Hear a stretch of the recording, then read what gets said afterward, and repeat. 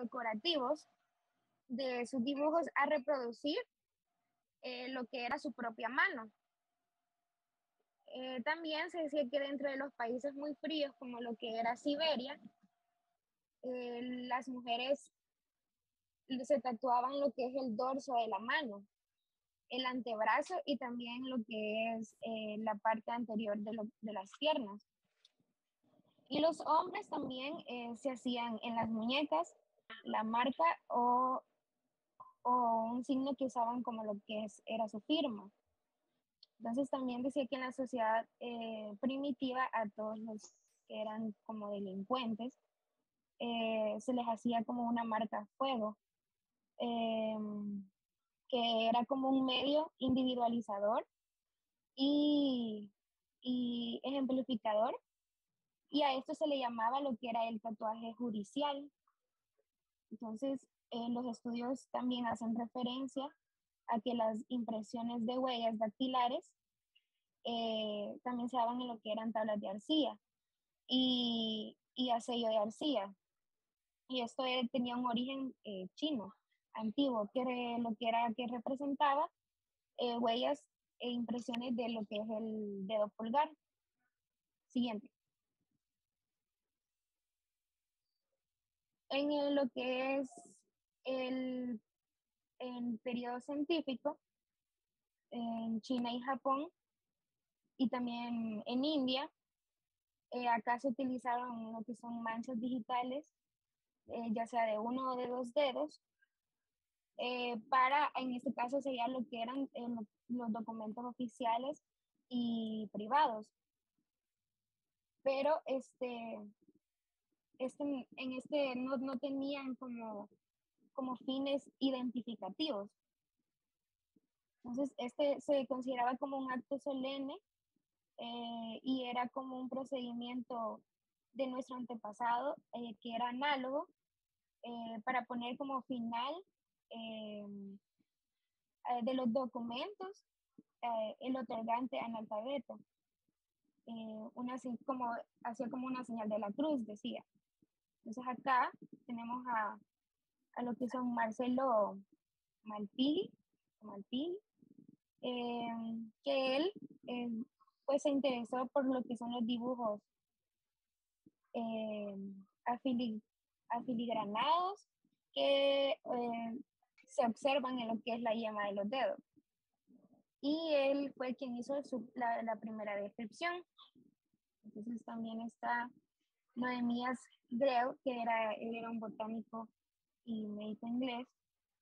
Él establece por primera vez esa separación de lo que son las líneas táctiles, que más adelante le vamos a mencionar, que componen la cara palmar. Y estas están bien, como delimitadas por divergencias y prolongaciones délticas. También tenemos al doctor Juan Evangelista Porquín, fue un europeo, fue el primer europeo en los tiempos modernos en publicar en el año 1823 una obra que se llamaba Memoria sobre el examen fisiológico de la vista y el sistema cutáneo. Y acá contiene una descripción y una clasificación de lo que son las figuras digitales. Y también un poco de clasificación de lo que son distintos dactilogramas, que también más adelante vamos a mencionar.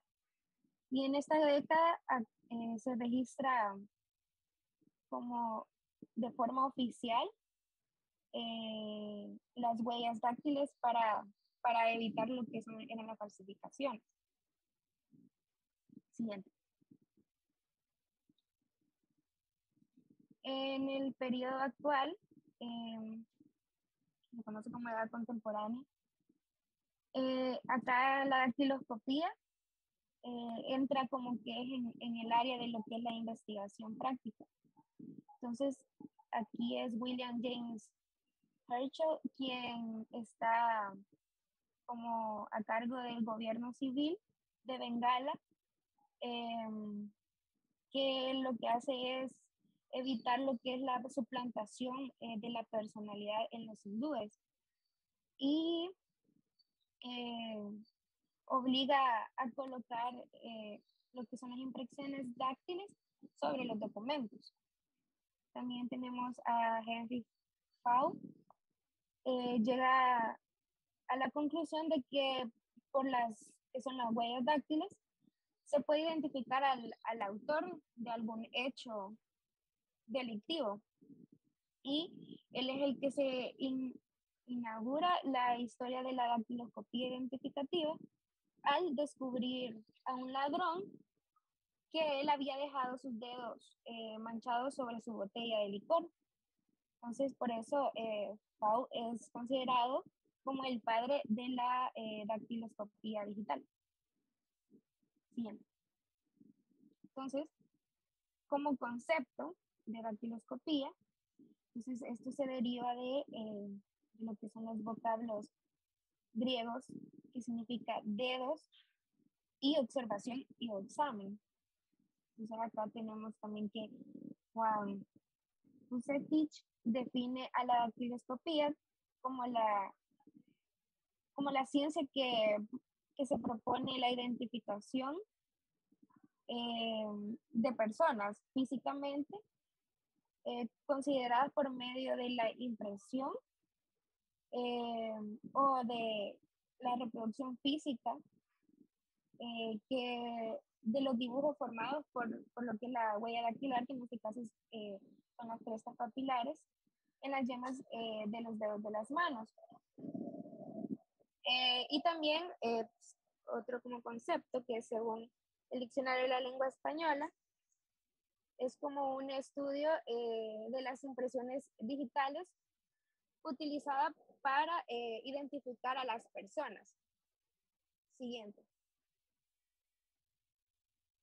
Entonces tenemos la clasificación, la primera clasificación de lo que son las huellas.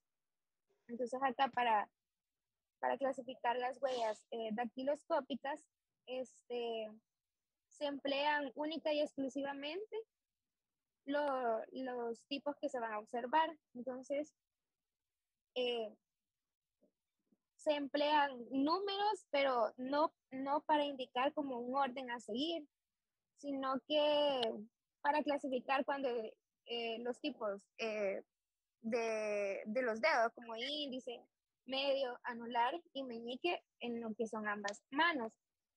Entonces, para lo que es individualizar un dactilograma, se pueden estudiar como puntos característicos. Entonces, esto es de acuerdo al sistema de Vucetich, que comprenden lo que son los islotes, la cortada, la bifurcación, la horquilla y lo que es el encierro.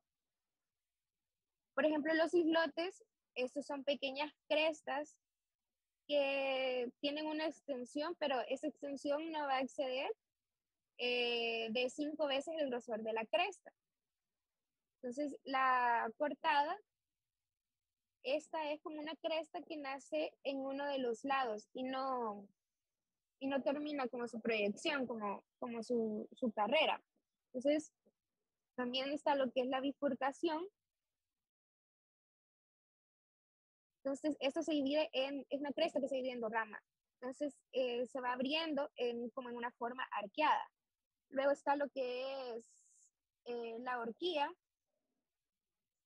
que la horquilla era una cresta que se abre en dos y da lugar a la formación de un ángulo. Y luego está el encierro, que se forma como una cresta que se bifurca y después se va a encerrar dando lugar a lo que es un círculo o eclipse. Siguiente. Con respecto a las características de una impresión dactilar, entonces acá una impresión dactilar o digital es una impresión que se ve o moldea que se produce por medio de un contacto de las crestas papilares. Entonces, esta va a depender de las condiciones en que se haga el dactilograma. Por ejemplo, en este caso es si se ha impregnado o no de sustancia de un color distinto al soporte, ¿verdad? Y también va a depender de las características del soporte. Por ejemplo, acá si es una materia, por ejemplo, plástica o blanda, y en qué condición se da. Sin embargo, estas son características que se utilizan como medio para identificar a las personas, como por ejemplo decía que en la biometría, porque las huellas dactilares tienen una característica única. Entonces a esto se le llama minucias. Entonces estas minucias son características de las cuales son puntos donde los bordes terminan y estos se dividen. Siguiente. Luego, lo que son las crestas papilares. Las crestas papilares son como los relieves epidérmicos que forman muchos dibujos y aparecen visibles en la cara palmar de las manos y en la cara plantar de los pies. Entonces, estas crestas están separadas entre sí por fisuras o espacios o depresiones. A estos espacios se le llaman surcos papilares o interpapilares. Entonces, el lomo de las crestas es como redondeado y está invadido por múltiples orificios microscópicos que son los poros. Y es ahí donde se excreta el sudor y por eso que la piel humana tiene dos caras, que es la dermis, que es como la más profunda, y la epidermis, que es como la más superficial. Entonces, el origen de las huellas está en las excreciones cutáneas, en lo que es, por ejemplo, el sudor y la materia sebácea. Y que nosotros dejamos, pues esos materiales son los que dejamos al tocar objetos o superficies. Entonces,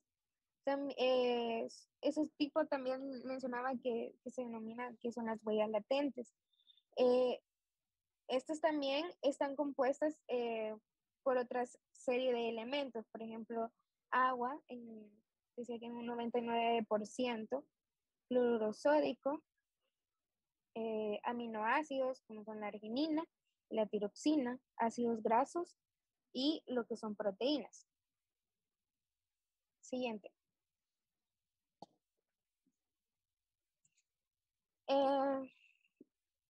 Los dactilogramas poseen una forma definida y lo que es uniforme que nos permite distinguir tres sistemas de líneas papilares. Está la basilar, marginal y nuclear. Por ejemplo, la basilar está constituido por lo que son las crestas de la base del dedo, las cuales van a elevarse hasta el tramo superior, donde acá se van a ver obstaculizadas por una cresta que recibe el nombre de limitante basilar. La marginal lo integran las crestas como de la parte alta y de la parte como lateral del dactilograma, y estos comienzan por un lado del dedo, que es paralelamente a las crestas basilares. Entonces, estas se van como apartando de esta y van subiendo hacia el extremo como libre de la pulpa. Y describen como curvas acentuadas y presentan concavidad y luego descienden por lo que es el lado opuesto al de su inicio. Entonces, la cresta inferior del sistema se denomina esa limitante marginal. Y tenemos la nuclear, que en esta ocupa lo que es la parte central y más saliente de la pulpa, que es circunscrita por algunos trazos limitantes de los otros sistemas, y sus líneas propias ilustran muchas imágenes que son muy diversas. Entonces, en la cresta interna, como que está más próxima a la de los otros dos sistemas, se denomina limitante nuclear. Siguiente. Entonces, dentro de las propiedades, decía que está demostrado científicamente que los dibujos que aparecen visibles en lo que es la epidermis son perennes, inmutables, diversiformes y originales. Entonces, son perennes porque desde que se forman en la vida intrauterina, que se da más o menos en el 6º mes, permanecen como indefectiblemente invariable en número, en situación y en forma y dirección, hasta que, por ejemplo, o sea, eso es así hasta que uno muere, hasta que se da la putrefacción del cadáver y ahí se destruye la piel. Entonces, por eso se dice que son perennes. Son inmutables porque estos no se pueden cambiar, o sea, no se pueden modificar fisiológicamente. Y en el caso de que hubiera un traumatismo poco profundo, estos se pueden regenerar, y si es demasiado profundo, las crestas no van como a cambiar su forma, sino que la parte afectada por el trauma va a resultar como, va a cambiar como por un dibujo de lo que es la cicatriz del trauma. Y también son diversiformes, pues porque o sea, no hay otra persona que tenga la misma impresión digital. Entonces, todavía no se ha hallado dos personas con dos impresiones idénticas producidas por dedos diferentes. Entonces, por eso son originales. Siguiente. El dactilograma. Acá las huellas dactilares, el origen es genético y el cambio que se da durante su proceso embrionario, que posteriormente va a ser la futura yema del dedo, van a provocar cambios en la piel y en el dibujo de lo que es la huella. Entonces, como decíamos, una vez ya formado, eso ya no va a cambiar para el resto de la vida. Entonces, el dactilograma proviene del griego, lo que es dáctilos, que es dedos, y grama, que es inscripción, por lo que se define como el conjunto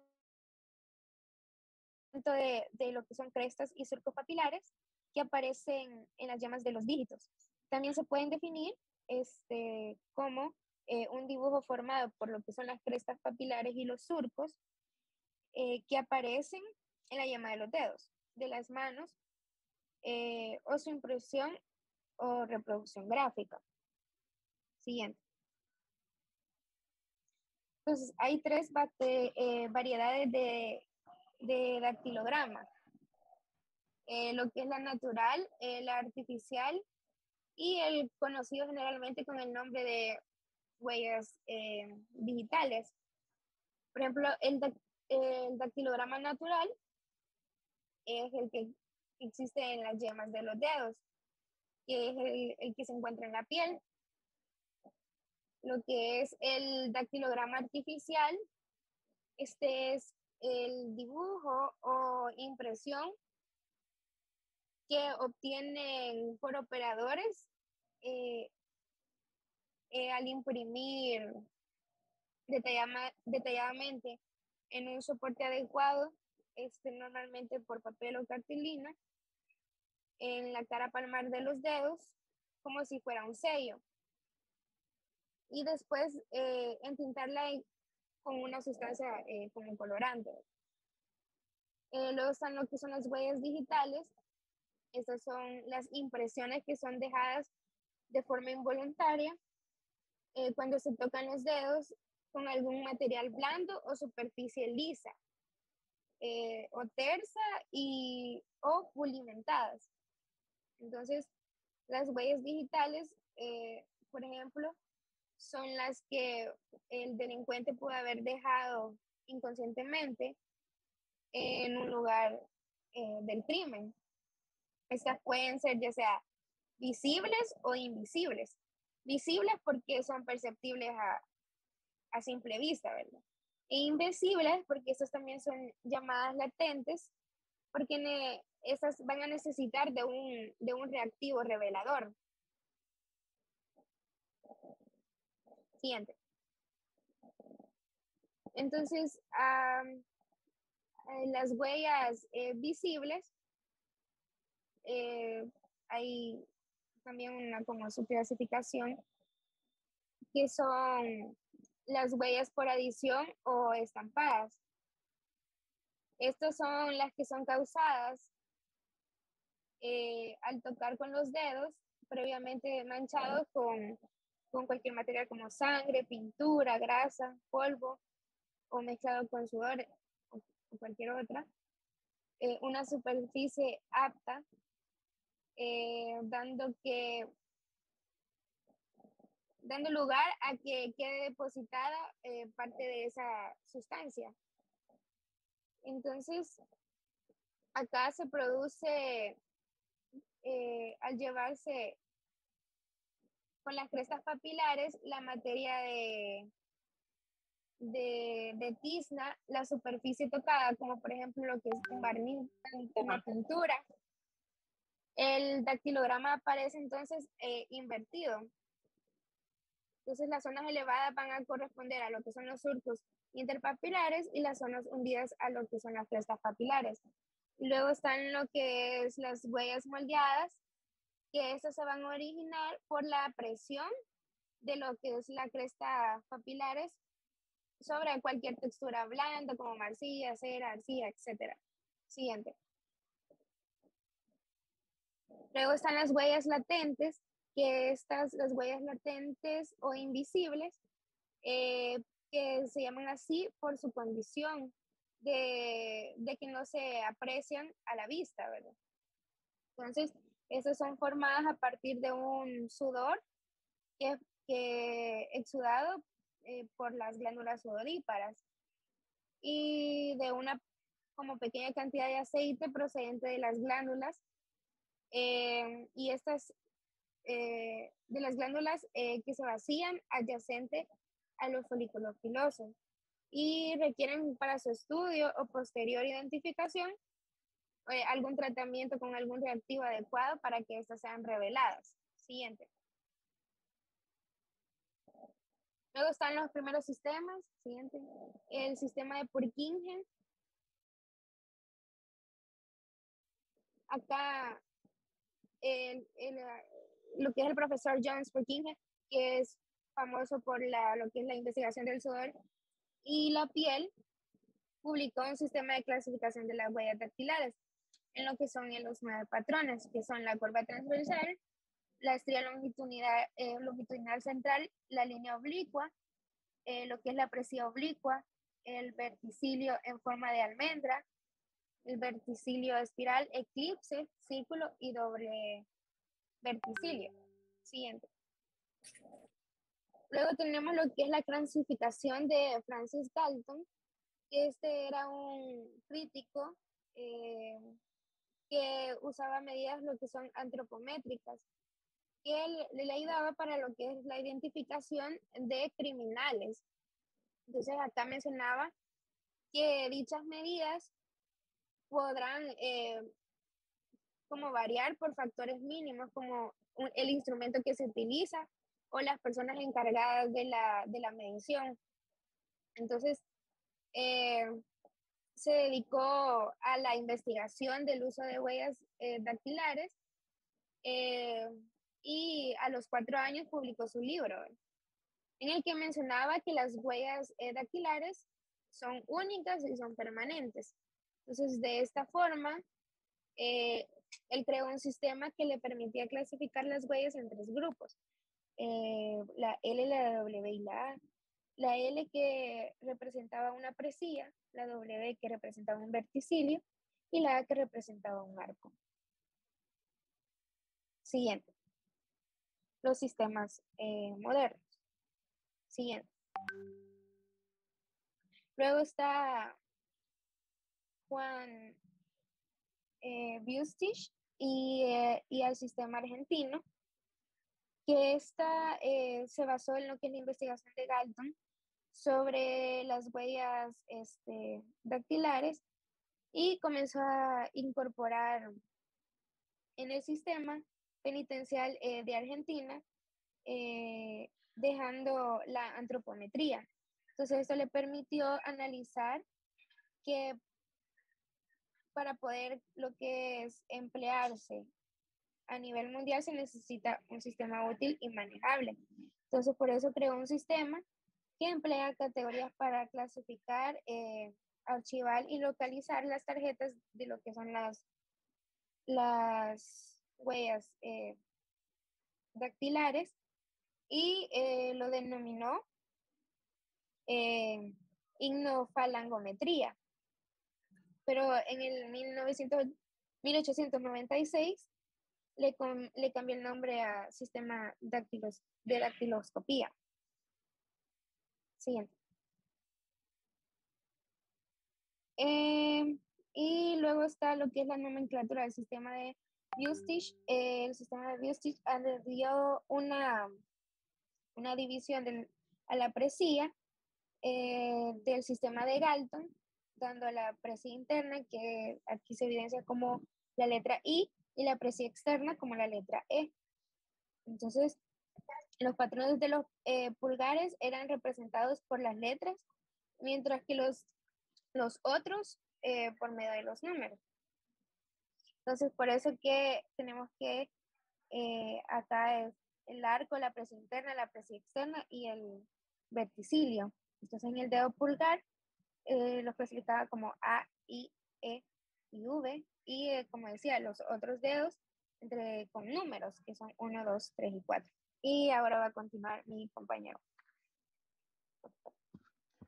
Continuando con este sistema, tenemos 2 clasificaciones que se hicieron para poder describir mejor las huellas. Tenemos la clasificación primaria, que es la que abarca el patrón de cada dedo, como ya lo mencionó previamente mi compañera en esa tabla que se había realizado. Luego tenemos la clasificación, esta se va a dividir en 2 grupos, que es el numerador o serie, que es la de la mano derecha, y el denominador o sección, que es la de la mano izquierda. Esta le va a dar un valor a cada dedo y vamos a tener que la clasificación secundaria va a ocupar números del 5 al 9 y esta va a dar una descripción adicional de cada patrón. Por ejemplo, en el arco vamos a tener el 6 que representaba los arcos inclinados a la izquierda, en la presía interna el 7 que era una presía interna interrogatoria. Pasar, por favor. Luego tenemos otro sistema que es el sistema de clasificación de Henry. Este, al igual que el anterior, se basa en la clasificación que hizo Galton y esta tenía una clasificación primaria que le asignaba un valor del 1 al 10 a cada dedo. Esta numeración comenzaba con el pulgar derecho y terminaba en el meñique izquierdo, pero tenía la característica que le iba a asignar un valor numérico a cada dedo según la presencia de un verticilio o no. Es decir, por ejemplo, en el pulgar derecho íbamos a tener un 16 si había un verticilio o un 0 si este no se encontraba. Luego, la clasificación secundaria que iba a estar determinada por los patrones de los dedos 2, que es el índice derecho, y el dedo 7, que era el índice de izquierda. Esta, para representar el patrón, se basaba en letras mayúsculas también. Una A para un arco, una T para un arco en forma de carpa, una R para una presilla radial, una U para una presilla cubital y una W para el verticillo. Ese fue el sistema más exitoso, por así decirlo, en Europa. Tanto así que este fue el método que se usó oficialmente para la identificación de criminales en la India británica, que fue donde comenzó, y de ahí en adelante se comenzó a adaptar en diferentes partes del mundo. Pasar. Claramente estos sistemas tuvieron modificaciones. Esto se debió no solo a la popularidad que estos tuvieron, sino que esta fue para abarcar las extensiones de poblaciones más grandes. Por ejemplo, el sistema de Henry se mencionaba que lograba abarcar hasta 10.000 habitantes, pero si el número de habitantes era mayor, se tuvieron que hacer modificaciones para poder adecuarlos. Por ejemplo, en Estados Unidos se incorporó unas extensiones relacionadas con el recuento de cresta y verticilios en dedos en específico. Pasarla. Luego tenemos los sistemas monodactilares. Pasarla.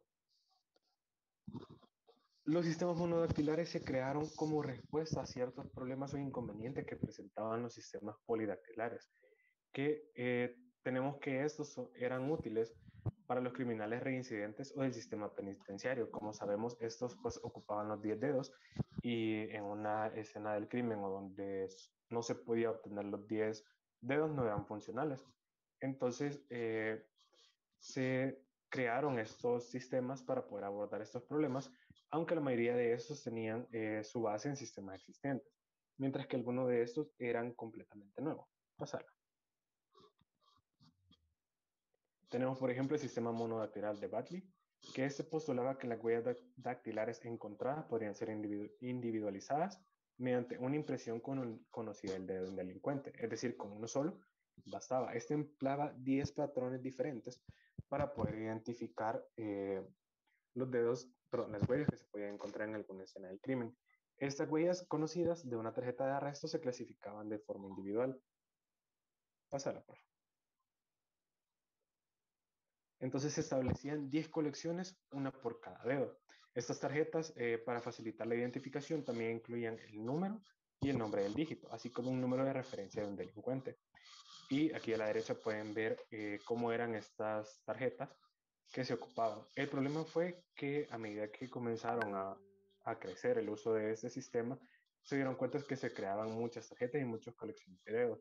Entonces al principio fue fácil llevarlos, pero después requería un gran trabajo para clasificarlo y mantener las colecciones. Eran tantas las colecciones que habían que llegó el momento que fue muy difícil individualizar una huella con rapidez y con precisión. Vamos a Entonces también para para este problema se crearon diferentes sistemas, como por ejemplo el sistema de Collins, que usaba tipo de patrón, número de crestas, trazado de la cresta y características de las crestas. El de Barlow, que usaba el tipo de patrón, el tipo de centro, la inclinación del patrón y el número de crestas. Pasar. Bueno, hoy tenemos las huellas de sangre. Tenemos que saber que antes de comenzar con cualquier manipulación es conveniente efectuar primero un estudio de las huellas descubiertas. Entre las cosas que nos interesa saber, tenemos que conocer la mano y el dedo a la cual pertenecen. Por ejemplo, saber si es de la mano izquierda y el índice derecho. De ahí el soporte sobre el que se asienta, saber si la huella es visible o si es una huella latente, como ya les explicó mi compañera, y también el tipo de dactilograma, las particularidades y puntos característicos que ofreces. Del exacto estudio previo realizado depende la mayoría de veces un resultado fiable de lo que buscamos. Pasarla. En las huellas impregnadas de sangre, ya sean palmar, plantar o de los dedos, vamos a tener las siguientes modalidades. Primero, las positivas, que suelen darse cuando las crestas papilares están manchadas con una pequeña cantidad de sangre y se ejerce poca presión con ellas, produciendo un contacto superficial sobre el soporte adecuado. El dibujo reproduce fielmente las crestas del dactilograma natural y las líneas rojas de la cresta aparecen como negras en la positiva fotográfica. Tenemos las negativas o invertidas, en las que se da una inversión de las crestas que aparece al ejercer presión con los dedos, manos o pies que se encuentran manchados de sangre y que tienen la característica que esta sangre no ha llegado a la coagulación. Cuando el contacto es instantáneo y la sangre está muy fluida y además es abundante, se produce una mancha sin un valor identificativo. Y la inversión se da, ya que los dedos impregnados al presionar sobre alguna superficie lisa hacen que la sangre, antes de coagularse, se deposite en los espacios libres que deja el surco y por lo tanto el dibujo corresponde a los espacios intrapapilares. Y por último tenemos las mixtas, que comprenden una fase intermedia de las dos. Puede darse en los casos que el pulpeo de los dedos recoja diferentes cantidades de sangre, del modo que la capa más delgada, más rápida de condensarse al contacto con la superficie, reproduce la cresta y el surco ahí donde la carga de sangre es mayor. Pasarla. Tenemos las huellas en polvo, que esas tienen ventajas al ser producidas en el polvo y por el polvo. Tenemos primero determinar la data de la comisión de un delito. En lugares deshabilitados temporalmente, al descubrirse el hecho delictivo, la distintiva cantidad de polvo existente en las superficies intactas y en las que se han manipulado ponen de manifiesto la fecha aproximada de ejecución. Y también que tienen utilidad a efectos identificativos. Entre las huellas visibles se encuentran las huellas en el polvo, las cuales no necesitan, como las adultentes, asentarse sobre superficies especiales, lisas, tercias y pulimentadas. Luego, las huellas en polvo, al igual que las anteriores, van a presentar generalmente dos modalidades. Primero tenemos las positivas, que son las originadas con el polvo. Hemos visto, por ejemplo, los niños cuando han estado jugando y se limpian las manos en la camisa, se notan las huellas manchadas con el polvo, que estas serían las positivas, que queda una imagen copiada de la cresta positivamente. Las líneas que observamos corresponden a las crestas. Y tenemos las negativas, que son las producidas en superficies empolvadas. Muchas veces nosotros hemos tocado una superficie y pues nos damos cuenta que está polvosa y podemos ver la marca de nuestras huellas dactilares. Y estas ocurren pues con cualquier parte del cuerpo, ya sean las palmas o las plantas de los pies. La cresta papilar se lleva adherido el polvo y ahí es cuando queda reconstruida por inversión la huella dactilar. Pasarlo. Luego tenemos la huella en guantes, de guantes, perdón.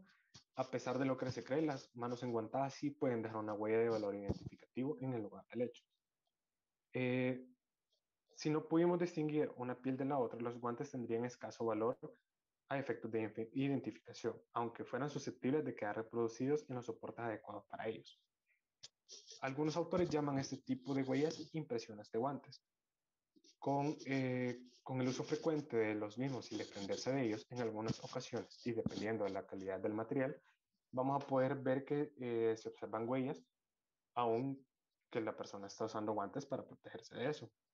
Y se recomienda también no desechar nunca los guantes y sobre todo analizar las partes internas, porque podríamos encontrar huellas dactilares que no pueden servir para la investigación. Pasarla. Bueno, ahora tenemos el equipo de dactiloscopía, que es el que nos va a permitir identificar y trabajar con las huellas que encontremos. Vamos a tener polvos químicos, que este puede ser blanco, que está compuesto por talco y eso para superficies negras o sumamente oscuras.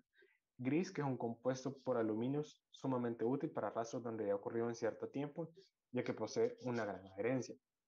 Tenemos también de bronce, sangre de dragón, que es un polvo negro que se utiliza, neutro, perdón, que se utiliza sobre superficies claras y oscuras. Tenemos lupa, cuyo diámetro va a variar según las áreas que queremos observar. Tenemos una planchuela para impresiones digitales. Esta sirve para cuando se llega a la escena y se comienza a revelar las posibles huellas que dejan los delincuentes, pero encontramos que en el lugar del hecho hay otra u otras personas que trabajaban en ese lugar. Entonces a estas personas se les va a tomar impresión para poder comparar las huellas que se encuentran en la escena del crimen y poder descartar en el caso o confirmar con alguna de estas personas.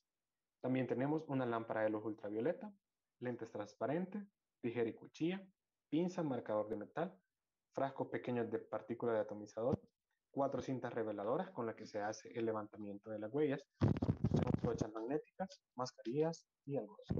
Pasar. Luego vamos a tener puntos de huellas dactilares. Esta es una técnica que se basa en la coincidencia de al menos 12 puntos de la huella recogida en la escena del crimen con la marca dactilográfica del sospechoso. Eso lo que nos va a permitir va a ser identificar y reconocer de manera adecuada al sospechoso o al autor del crimen. Eso va a tener la característica de que siempre se encuentran en un número de 30 o más en cada dedo.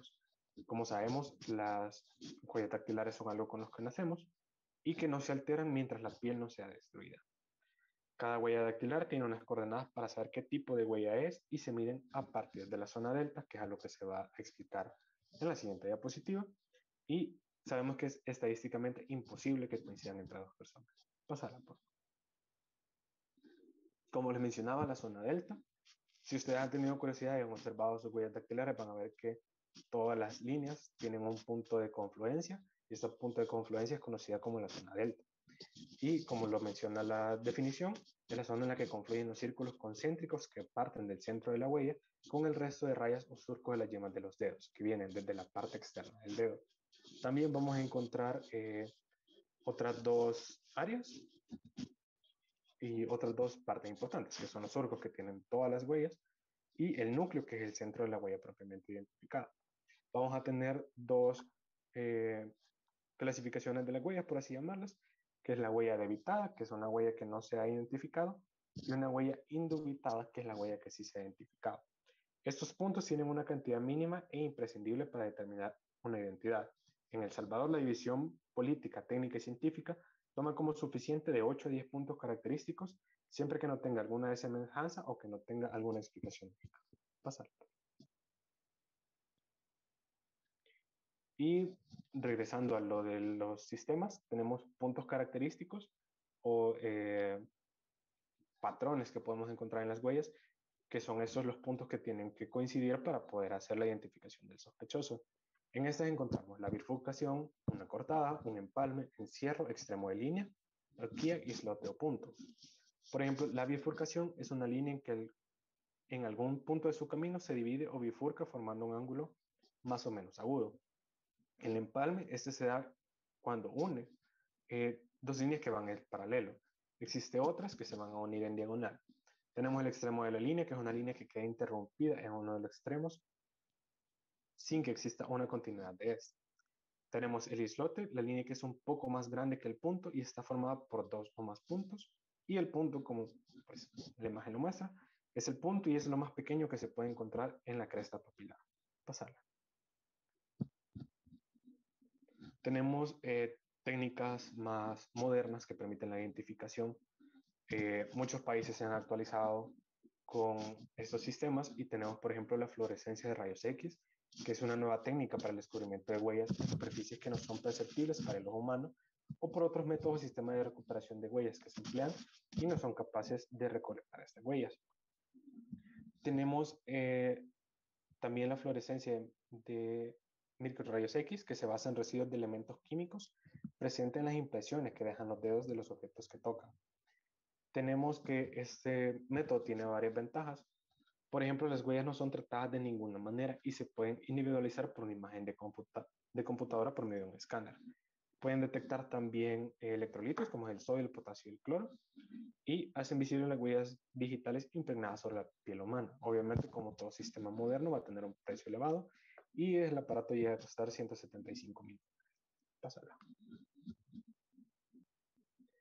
Y el sistema AFIS, que es el que menciona el manual de procesamiento de la escena del delito de la Fiscalía General de la República, que dice que una vez se encuentran huellas digitales formales o plantares, eso se va a comparar con el material de descarte y sospechoso y va a haber un rastreo con la base de datos del Sistema Automatizado de Identificación de Huellas Digitales y Palmares, conocido como AFIS por sus siglas en inglés. Y ese va a permitir un debido almacenamiento y consulta de huellas dactilares que va a ser útiles en la investigación criminal. Sabemos la ventaja que tienen los sistemas computarizados y que tienen un índice de seguridad muy elevado. Este presenta un índice del 99,9% para identificar a una persona. Tenemos, por ejemplo, a pesar que en el país la población es grande, tenemos otros lugares como en Estados Unidos, por ejemplo en el estado de California, que para el año de 2005, que tenía una población de 35 millones de habitantes, por medio del sistema AFI se lograron identificar 9,000 casos, perdón, se lograron identificar 9,000 sospechosos de casos. Este crea un modelo computarizado de la huella dactilar de una persona con el objeto de que pueda ser contrastada en el futuro, con otra huella que se presente ya en una persona o por medio de una sola fracción de la huella levantada en los lugares de hechos. El sistema AFIS cuenta con un equipo estabilizado para poner en práctica este sistema, el cual consta de un lector de huella dactilar en el cual se ingresa la huella para registrarla o para compararla, el terminal que se encarga de enviar la información procesada al servidor y por último el servidor, que es donde se va a validar la huella, y se manejan los dispositivos ópticos que permiten la recuperación y el almacenamiento de la información requerida por el servidor. Pásala, por favor. Eso sería todo, no sé si hay preguntas. Bien, muchas gracias al grupo profesor.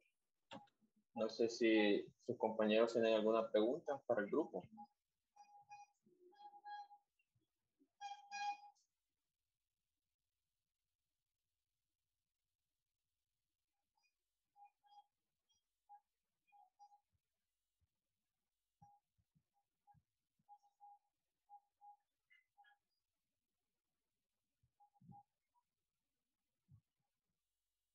Pregúntenle. Yo nada más quisiera saber con qué métodos cuenta el país para actualmente procesar esas huellas. ¿Tienen alguna idea el grupo expositor?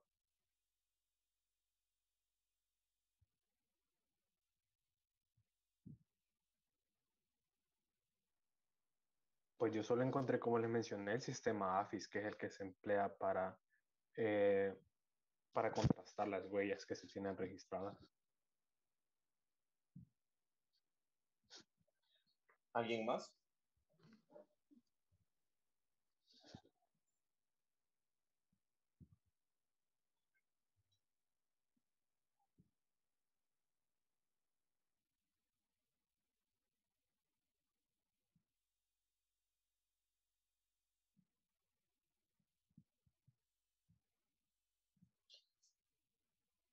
Bien, en el país, como Doctor, muy una bien lo pregunta. decía.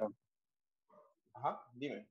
Habíamos leído también de que parte de aquí de la Policía Nacional Civil, específicamente lo que serían el Departamento de Inspección Ocular, utilizan también lo que serían los métodos de recolección de huellas digitales por medio del uso de los materiales de los polvos que mencionó mi compañero.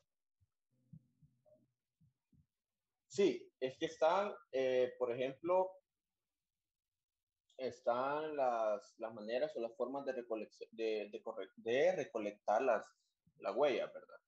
Y también están los métodos de procesamiento de estas huellas, que fue la pregunta de su compañera. Actualmente acá en el país, pues, ya se cuenta con el sistema AFIS.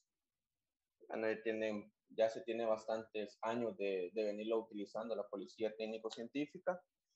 Pero no solamente el sistema AFIS es el que utilizan ellos, porque entonces, ¿cuál es la razón de ser de los técnicos que se encuentran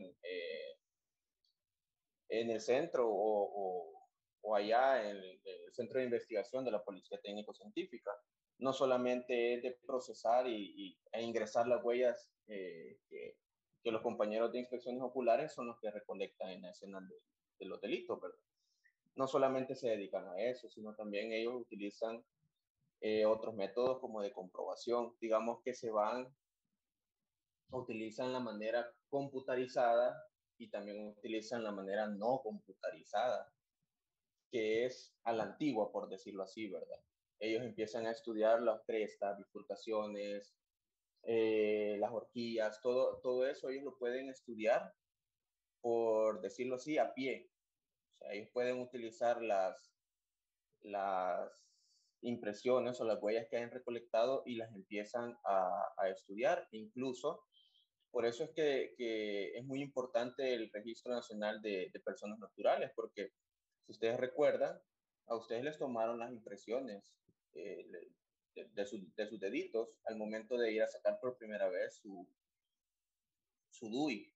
Entonces ellos, además de que todo ese registro ya está en la base de datos del AFIS, ellos también lo pueden pedir, digamos que aparte, para trabajarlo de forma manual o de forma a la antigua, ¿verdad? Ellos pueden empezar a estudiar cada una de las características de las huellas sin necesidad del sistema AFIS y perfectamente ellos pueden llegar a una conclusión, ellos pueden emitir un dictamen y pueden identificar a una persona.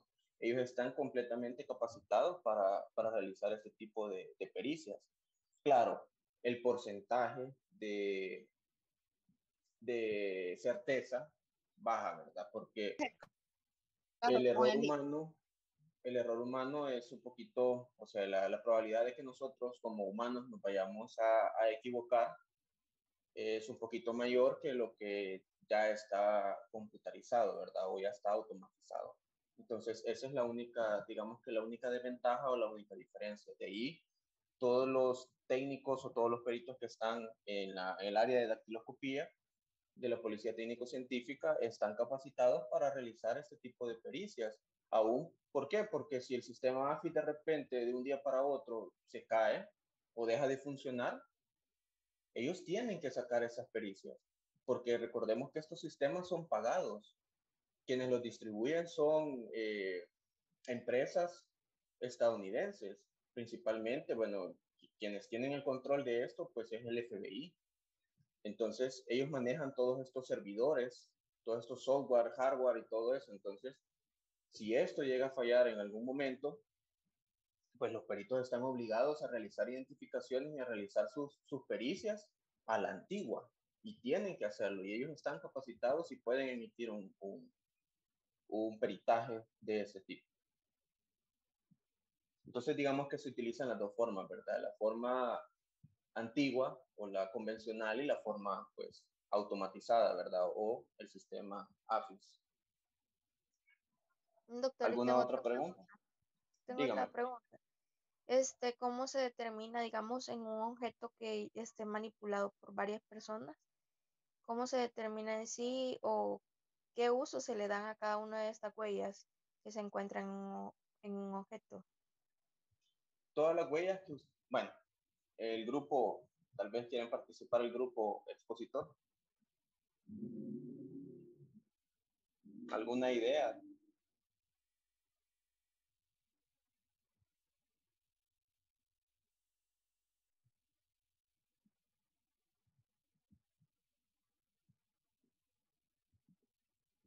Hablen, digan algo. Recuerden que están siendo evaluados y si no me contestan nada, entonces.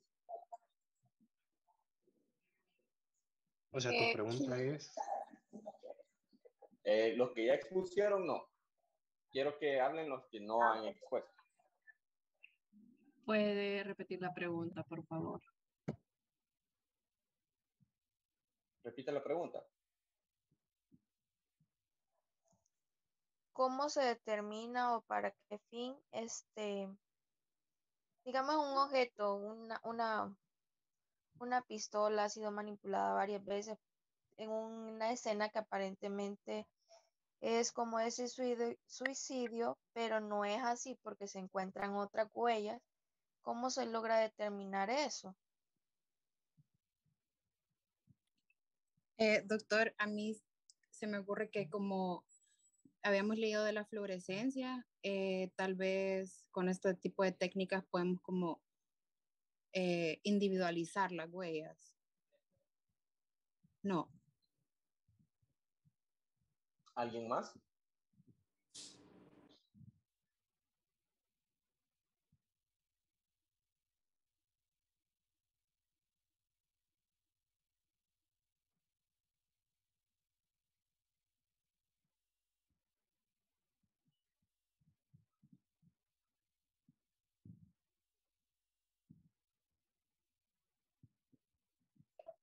Doctor, según habíamos leído más o menos, no sé si entendí bien la pregunta, pero bueno, usualmente como las huellas digitales, vea que se pueden encontrar, no sé, en algún objeto, muchas veces menciona en la literatura que pueden ser perceptibles a simple vista o pueden ser invisibles y que son estas las latentes y se necesitan como de los reactivos reveladores, vea que de los que hablaba nuestro compañero. La pregunta de su compañera fue, se encuentra un arma de fuego en la escena del delito y puso un ejemplo muy bonito y muy interesante que pone, aparentemente es un suicidio, pero se encuentran más huellas digitales en el arma. Entonces dice ella qué finalidad tiene o para qué se van a revelar y se van a levantar esas huellas. Claro, ¿verdad? Todo crimen o toda escena, y más si es un escenario que supuestamente es un suicidio, pues se debe descartar ante todo que sea Doctor, un homicidio. Dime. doctor, yo no soy de grupo, pero antes he tenido experiencia en eso. Entonces lo que se hacía, que digamos un ejemplo, que si un arma ha sido manipulada por varias personas y se encuentra todo ese tipo de huellas, lo que se hace es un examen de pólvora para ver si la mano del que supuestamente se suicidó tiene la pólvora en la mano después de disparo. Ese es uno de los métodos para poder descartar si se trata de un suicidio o un homicidio, ¿verdad? Claro, los restos de pólvora que se pueden impregnar en la mano de la persona que aparentemente se suicidó. Pero ya hablando del revelado y cuando se levantan las huellas, pues todas aquellas huellas que sean visibles o sean latentes, que se pueden encontrar en el arma, se deben de levantar o se deben de recolectar, ¿verdad? Se deben de revelar y se deben de levantar. ¿Por qué? Porque esa era una de las preguntas que yo les iba a hacer, que si en una escena de un crimen, por ejemplo, tienen a un posible sospechoso, se le toman huellas a esta persona, a este posible sospechoso, y también se le toman huellas al cadáver. ¿Para qué se le toman huellas al cadáver? Para este tipo de cosas, para este tipo de casos. ¿Por qué? Porque primeramente van a descartar de que hay huellas que pertenecen a la persona fallecida y luego van a identificar todas aquellas huellas que no son de la persona fallecida. Quiere decir de que ha habido participación de otra persona. Pero ustedes me podrán decir, pero doctor, pero no tiene un sospechoso. Entonces, ¿para qué sirven esas huellas? No, todas esas huellas que son levantadas, que son reveladas, se van a ingresar al sistema AFIS. Posteriormente, pues en algún momento va a haber alguna captura, le van a tomar huellas a un sospechoso y sorpresa, esta persona coincide, porque todo el sistema AFIS va registrando huellas y también el evento o el escenario donde fueron recolectadas. Todo eso va quedando archivado, no solamente como que solo se ingresan las huellas y ahí quedan, no, sino que están identificadas día, hora, escenario, tipo del crimen y todo, y eso está perfectamente registrado para que el día de mañana, si, por ejemplo, en el caso que puso su compañera, se encontraron 2, 3 huellas diferentes a las del cadáver, y de repente pues capturan a dos personas tiempo después, claro, siempre le van a tomar sus huellas y sorpresa, el sistema AFIS hace match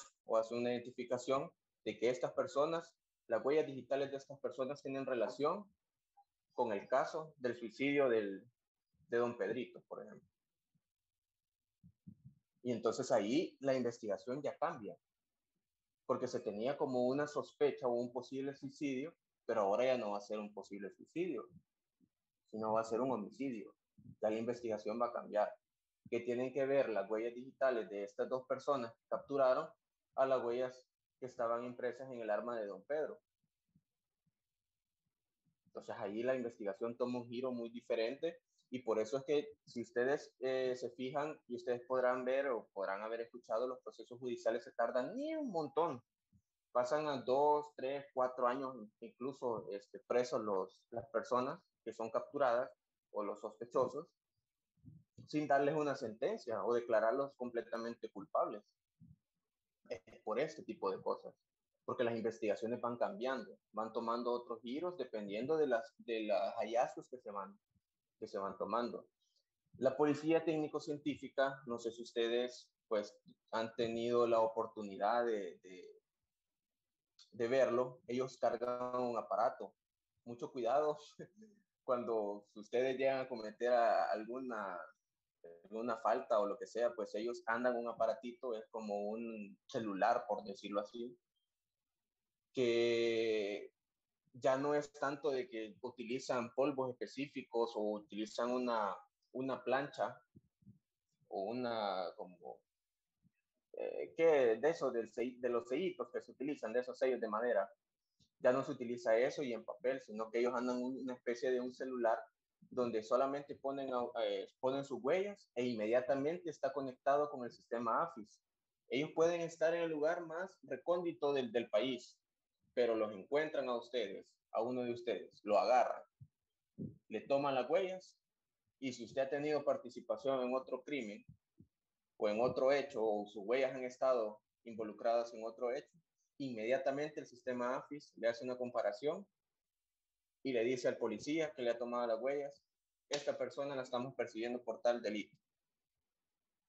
Tiene relación con tal delito. Entonces inmediatamente a usted lo pueden capturar.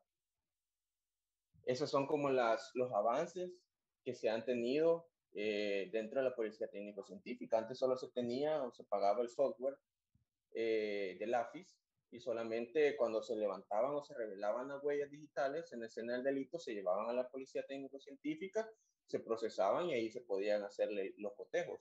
Hoy ya no, se puede hacer de esa manera, pero también la policía tiene esas especies de celulares donde inmediatamente a usted lo pueden identificar y lo pueden relacionar con otro crimen que usted pudo haber realizado. Inmediatamente lo pueden detener, ¿verdad? Doctor, yo tengo una pregunta. Soy parte del grupo, pero me surgió una duda ahorita comentando esto. ¿Qué sucede con los menores de edad que no están registrados? Siempre se Porque les en un toma país huellas. como el de nosotros pudiera haber un delito por parte de un menor de edad, ¿verdad? Entonces, ¿qué sucede con ellos? Siempre se les debe de tomar huellas. Siempre les van a tomar huellas. Esas huellas siempre van a estar en el banco del AFIS, porque a pesar de que son menores de edad y que no se pueden procesar como nos podrían procesar a nosotros, ¿verdad? Y todo, siempre tienen que estar en el banco de reconocimiento, el banco de datos del AFIS, siempre se les va a tomar las huellas, porque estas personas, recordemos que si ya cometieron un delito, pues probablemente van a cometer un segundo, un tercero, un cuarto. Entonces, posteriormente, sí es cierto, se les deja libres, muchas de las veces se les deja libre, pero posteriormente pueden seguir delinquiendo. Y ya están las huellas dactilares de estas personas y posteriormente se puede hacer una identificación, ¿verdad? Pero siempre se les va a tomar. A ellos siempre se les toma, a pesar de que no están en el registro nacional de las personas naturales. Siempre el AFIS, digamos que va a ser como el primer banco de huella de ellos, y luego pues cuando sacan su DU y todo eso, pues ellos disponen o dan sus huellas. Por lo general, los menores de edad que ya han cometido algún delito, que han cometido algún homicidio, si ustedes son curiosos o han podido pues preguntar o les han contado, ellos casi que nunca cargan DUI. Ellos nunca sacan su documento único de identidad, por lo general. ¿Por qué? Porque así es más fácil identificarlos. Por eso es que se les toman las huellas dactilares, porque ellos no van a sacar no van a ir por sus propios medios a dar sus huellas, sino que ya está en el banco de sus huellas dactilares en el sistema de AFIS y luego pues van a seguir delinquiendo y cuando se vuelva a capturar se vuelven a tomar las huellas y ellos van a ser identificados, ¿no? Sin necesidad de que tengan ellos su DUI. Gracias, doctor. ¿Alguna otra pregunta para el grupo?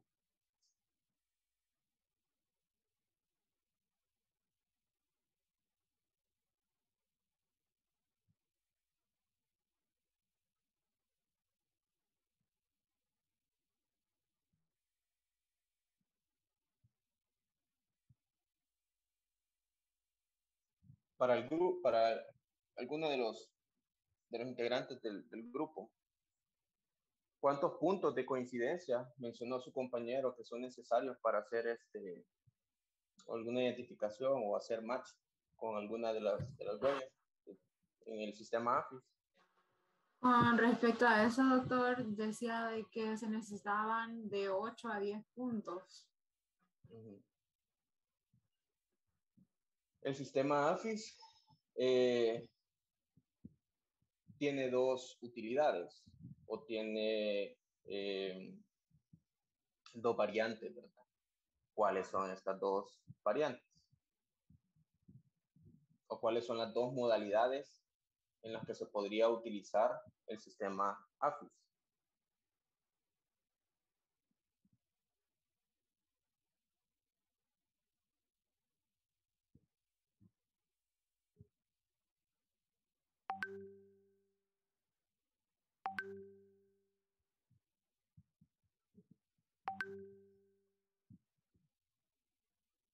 ¿Tienen alguna idea?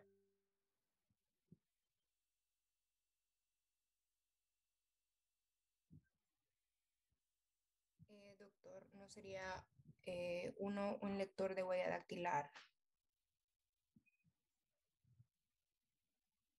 Bueno, se los voy a decir. Está la variante civil y la variante criminal del sistema AFIS.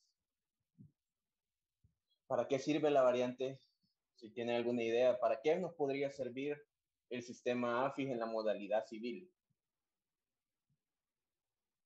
Yo creo, doctor, que es más que todo para el reconocimiento, como en el DUI o cuando se utilizan documentos legales para ir a hacer trámites como de trabajo y cosas así, para el reconocimiento individual de cada persona.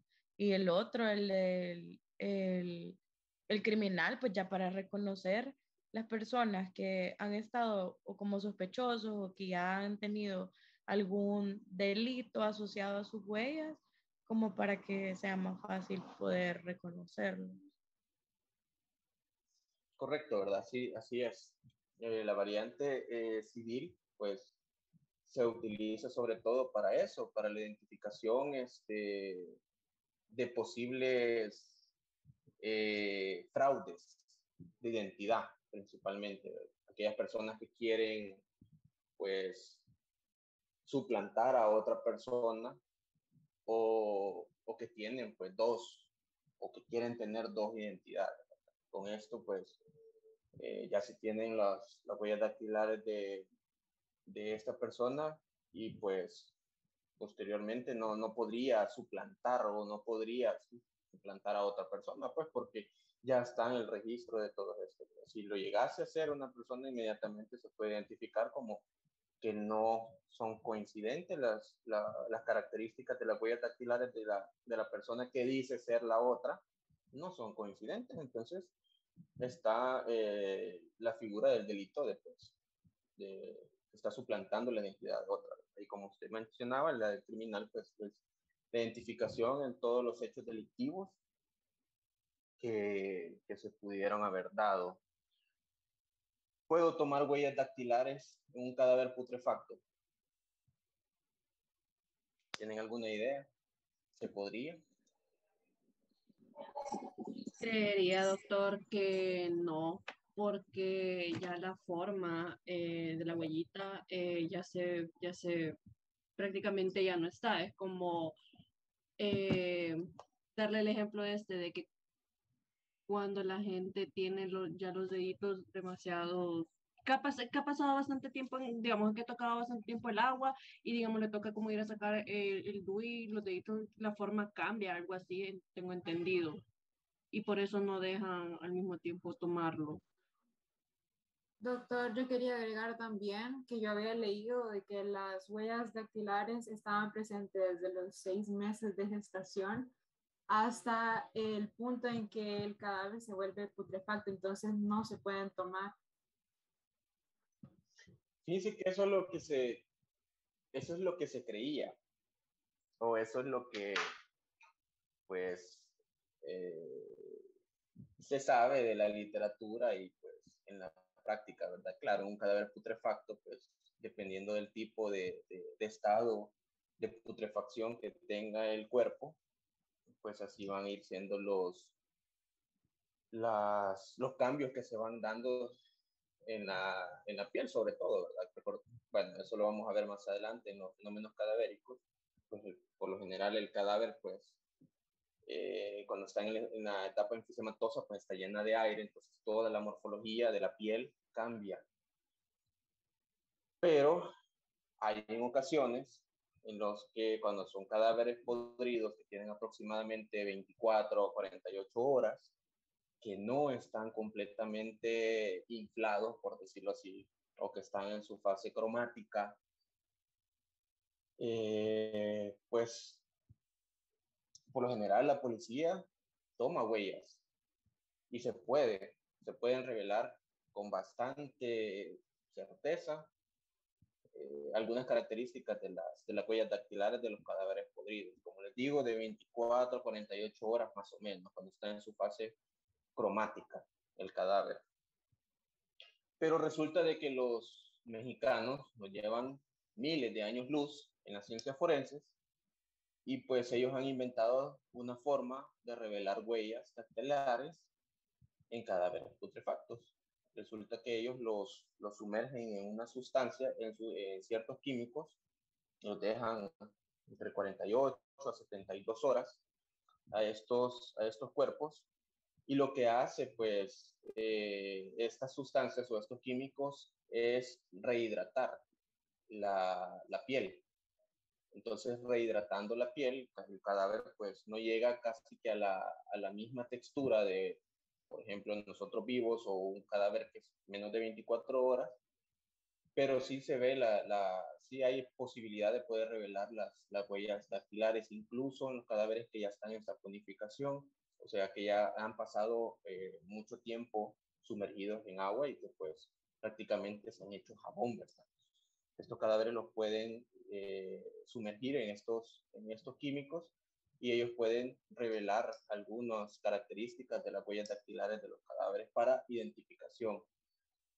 Esto ya digamos que sería pues puramente identificativo de parte de ellos. Claro, como les había mencionado, con un cadáver podrido se puede tomar dientes, piezas dentales, hueso, las partes de las uñas, ¿verdad? Ellos pues claramente van un poquito más allá y han demostrado de que sí se pueden tomar impresiones dactilares a los cadáveres pues con etapas avanzadas de putrefacción. ¿Qué es más certero para la identificación? ¿El ADN o la dactiloscopía? ¿Qué creen que es más certero?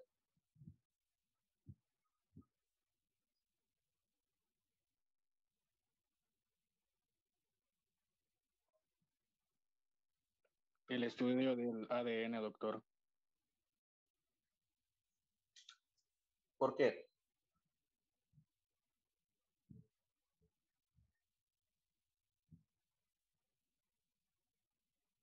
Doctor, no sería el ADN, porque como mi compañera mencionó de que no se ha encontrado a ninguna persona que tenga la misma, una huella similar o a la de otra persona, en cambio el ADN, o sea, caso de gemelos, podría ser. Incluso los gemelos no tienen las mismas impresiones dactilares o las mismas características. No las tienen.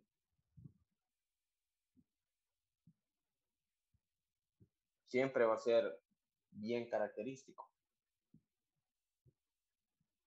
o individualizante, aún si estamos hablando de gemelos, ¿verdad? Incluso los gemelos univitilinos no están con las mismas características. No lo tienen. Doctor, pero por ejemplo, en esa pregunta, ¿en qué contexto la está haciendo? Porque también va a depender. Identificar a una persona. Por ejemplo, un cuerpo, un cadáver no identificado. No hablemos de identificar a un posible sospechoso. Hablemos de que encontró un cuerpo, un cadáver fresco, y pues hay que identificarlo, ¿verdad? ¿Qué creen ustedes que sería como más certero o más adecuado para identificar a esta persona, ¿verdad? Si el uso de la dactiloscopía o el estudio de sus huellas digitales o mandarle un ADN.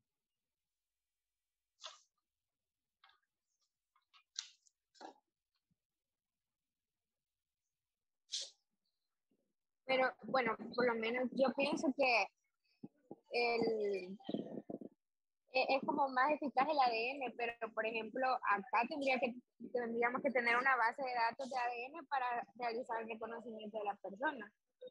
Entonces, en ese caso, supongo que acá como lo más fácil es hacerle la dactiloscopía. Sí, tiene razón, porque no tenemos un banco de ADN, ¿verdad? Eso es lo que hablábamos en las clases anteriores, que tenemos esa deficiencia de no tener un banco como tal de ADN. Ambas técnicas arrojan el 90%. Si ustedes escucharon pues, la ponencia de su compañero, la dactiloscopía o el estudio de las huellas digitales, pues arroja una certeza del 99.99%. Es igual que el ADN, ¿verdad? Claro, cada una de las técnicas tiene sus desventajas. Por ejemplo, la dactiloscopía, ¿cuál es una de las desventajas? Era que lo que yo les mencionaba, si el sistema se cae, no tenemos sistema, pues lo va a hacer una persona, lo va a hacer un técnico, y ahí la probabilidad de certeza va a disminuir. En cambio, el ADN no. El ADN siempre va a ser altamente certero porque no se puede identificar manualmente, o no se pueden realizar técnicas o sea, el procesamiento de ADN manuales. No se puede. Siempre va a tener que llevar su programa y siempre va a tener que ir automatizado. Siempre va a haber el uso de máquinas, ¿verdad? Para poder realizar los cotejos o el procesamiento de ADN. En cambio, la dactiloscopía no tiene esa dualidad. Se puede utilizar de manera computarizada, pero también se puede utilizar de manera convencional, ¿verdad? Entonces, ahí va a bajar un poquito la certeza. El ADN, pues, siempre va a ser como que el top, ¿verdad? El que más se debe de utilizar, o el que más certeza va a tener, o el más confiable, por decirlo así. Si ustedes, por ejemplo, son policías, y pues, porque por lo general los criminales o los delincuentes, como ya saben que les van a tomar sus huellas dactilares, lo que hacen es que no necesariamente en el momento que los capturan, pero anteriormente ellos desgastan sus huellas, o sea, se infringen traumas, como lo decía, traumas profundos en sus dedos, con la intención de borrar sus huellas dactilares, porque muchas de las veces, por medio de sus huellas, pues logran la identificación de ellos o relacionarlos en diferentes delitos. Pero si usted es un policía, captura a una de estas personas y logra ver sus manos y ve que pues están con cicatrices en los pulpejos de los dedos,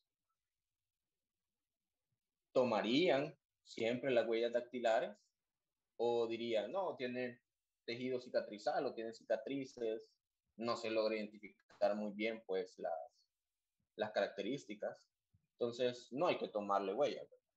¿Qué harían en ese caso si ustedes fueran un policía o detuvieran a una persona?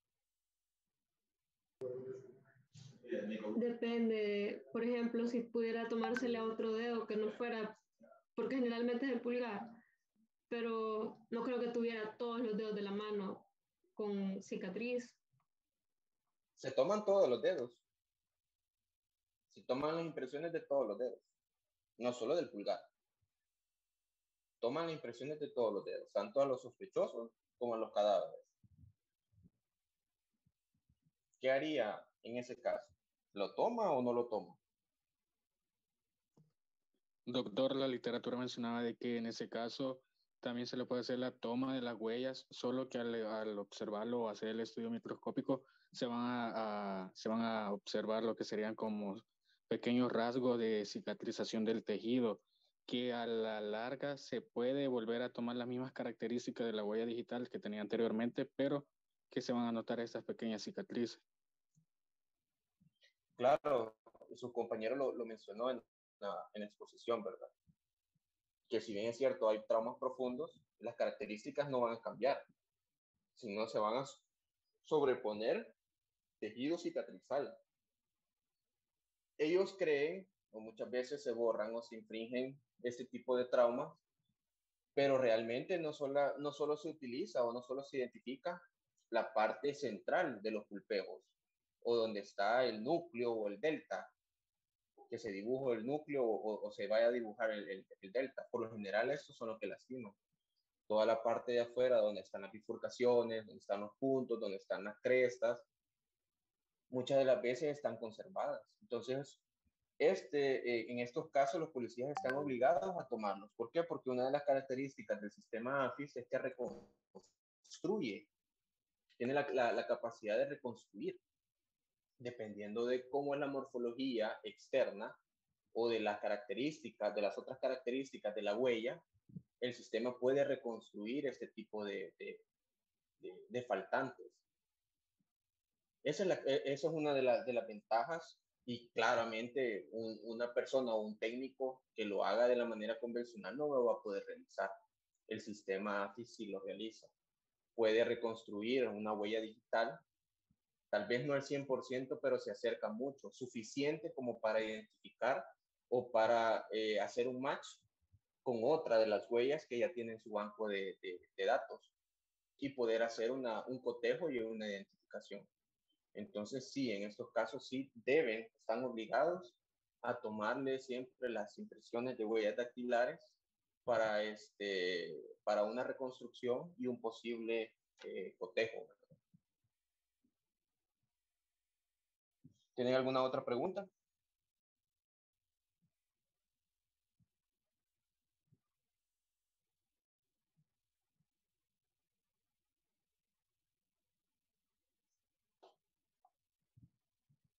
Si no tienen más preguntas, pues felicitar al grupo. Me gustó bastante la exposición, el material, muy bueno. Veo que sacaron de bastante bibliografía, pues eso ya es bastante bueno. Solamente tal vez poner un poquito más de imágenes, o sea, para ejemplificar y para demostrar un poquito lo que se está exponiendo, ¿verdad? Poner un poquito más de imágenes. De ahí, por lo general, pues el contenido y la exposición estuvo muy buena. También la participación, las preguntas. Y si no hay más preguntas, pues nos quedamos hasta acá. La próxima semana va a ser martes, jueves y viernes. Jueves y viernes va a ser de exposición, y el martes, pues yo les voy a dar una clase. Siempre a la misma hora, de 6 a 7:30. Muchas gracias, doctor. Está bien, doctor. Muchas gracias. Gracias, doctor. Gracias, doctor. Gracias, doctor. Nos vemos hasta la otra semana. Pasen feliz noche.